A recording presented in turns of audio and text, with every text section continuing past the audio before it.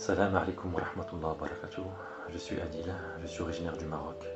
J'ai 40 ans, je suis musulman, donc je témoigne qu'il n'y a de divinité qu'Allah et que Mohammed est le messager d'Allah et le dernier des prophètes. Avec la permission d'Allah, j'ai fait des rêves véridiques concernant les signes du jour du jugement. Subhanallah. Les hadiths affirment sans ambiguïté que le rêve véridique est une partie de la prophétie qui va perdurer jusqu'à la fin des temps. Le rêve véridique est une émanation venant d'Allah. Il en est ressorti que les derniers signes de l'heure ont commencé. Ils ont commencé par des avertissements, des indicateurs. Parmi ces derniers signes, il y a des signes dits majeurs, et nous sommes proches de leur réalisation.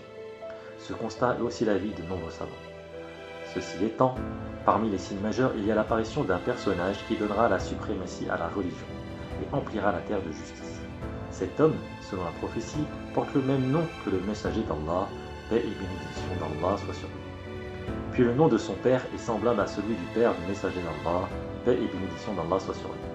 Ainsi, cet homme doit s'appeler Mohammed ibn Abdullah, ou du moins avoir la bonne composante.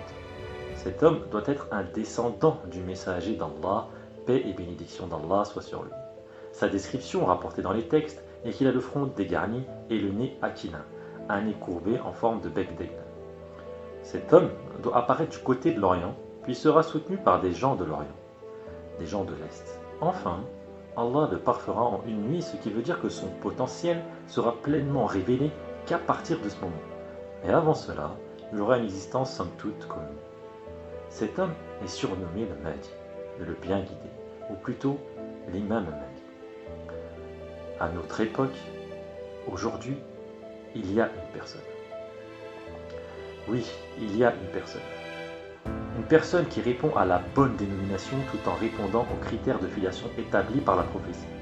Cette personne répond également aux critères physiques établis par la prophétie. Et cette personne est bien d'Orient comme la plupart des gens qui le soutiennent.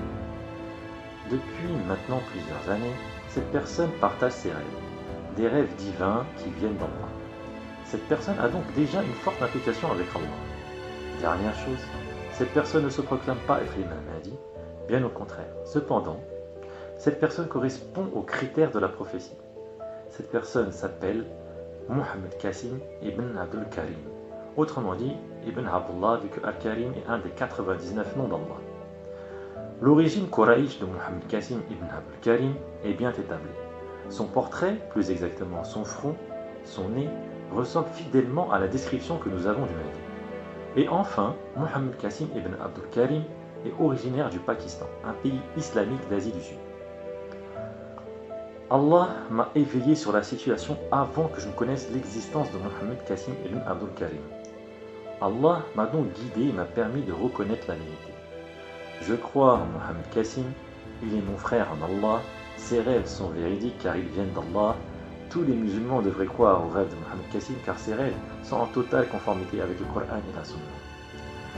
Qui plus est, il est maintenant évident que Mohammed Qasim ibn Abdul Karim est la personne désignée pour être Mahdi. Il répond aux critères établis de la prophétie et est proche d'accomplir sa destinée, Inch'Allah. Et Allah s'est dit, salam alaikum.